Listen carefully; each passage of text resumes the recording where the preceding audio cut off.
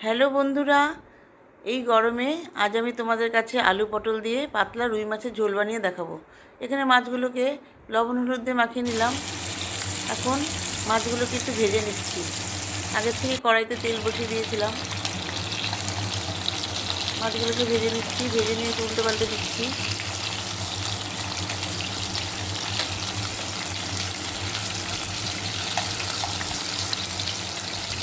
উল্টে দিয়ে মাছগুলোকে আমি লাল লাল করে ভেজে নেব।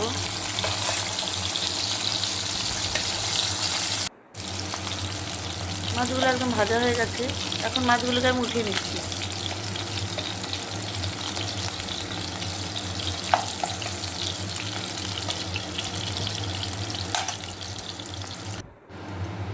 মাছগুলো উঠিয়ে নিলাম। ওই মাছ ভাজার তেলের মধ্যেই আমি এখন আলু আর পটলগুলোকে একসাথে দিয়ে দিলাম। যেটা আগে ভাজা হয়ে যাবে পটলগুলো, তখন আগে পটলগুলোকে উঠিয়ে নেব। একসঙ্গে ভাজা হয়ে যাবে তাহলে।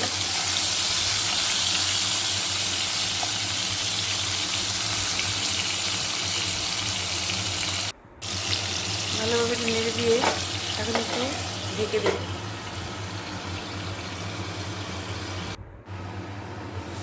ঢাকনাটা উঠিয়ে দিচ্ছি যে একটু ভাজা ভাজা হয়ে গেছে, আর একটু ভেজে নেব। ভাজা হয়ে গেছে, পটলগুলো একদম ভাজা হয়ে গেছে। পটলগুলোকে তুলে নিচ্ছি আর আলুগুলোকে আর একটু ভেজে নেব।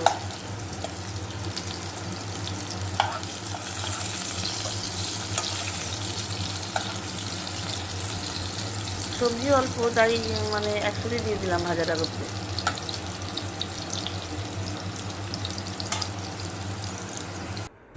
বেশি হলে আলাদা আলাদা করে ভেজে দিতাম। এখন আলুগুলো ভাজা হয়ে গেছে, এগুলোকে উঠিয়ে নিচ্ছি।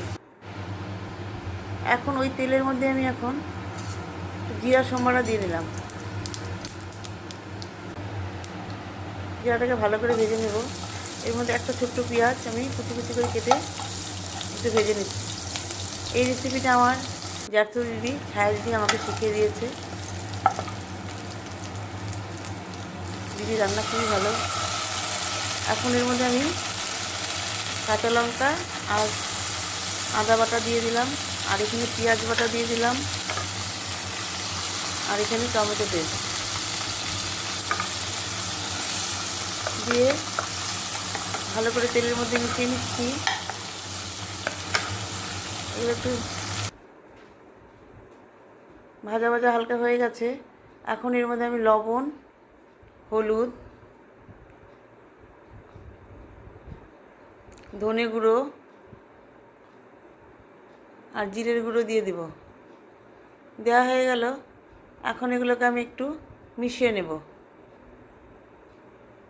মশলাগুলোকে ভালো করে মিশিয়ে একটু ভাজা ভাজা হয়ে গেছে। এখন এর মধ্যে সামান্য জল দিয়ে দিব, গরম জল সামান্য। গরম জলটা বসিয়েছি এদিকে। অল্প গরম জল দিয়ে দিব যাতে মশলাটা নিচে লেগে না যায়। গরম জলটা দিয়ে এখন এটাকে ভালো করে মশলাটাকে মিশিয়ে নিচ্ছি। মশলাটা ভাজা ভাজা হয়ে গেছে। এখন এর মধ্যে আমি আলুগুলো দিয়ে দিলাম, পটলটা পরে দেব।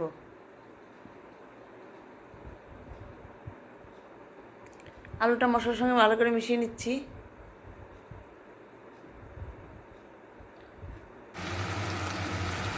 খুব ভালোভাবে ভাজা হয়ে গেছে আলু আর মশলাটা। এখন এর মধ্যে পটলগুলো দিয়ে দেব। পটলগুলো দিয়ে ভালো মতো মেখে নিয়ে এখন এর মধ্যে গরম জল যে করা আছে সেটাকে ঢেলে দেব।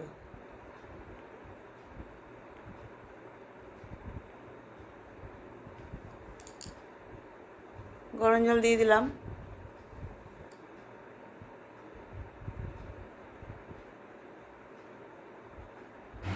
দিয়ে ভালো করে নেড়ে দিয়ে এখন এটা টক করে ফুটছে। এখন এর মধ্যে মাছগুলোকে দিয়ে দিচ্ছি।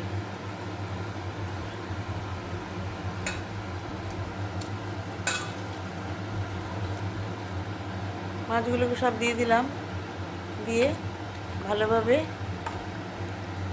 নেড়ে নিচ্ছি। যদি জল লাগে অল্প দেবো, নাহলে দেবো না। তা পটল তো এমনি পানসে, বেশি জল দিলেও বেশি পাতলা হয়ে যাবে। এখনও ঝোলটা বেশ ফুটছে।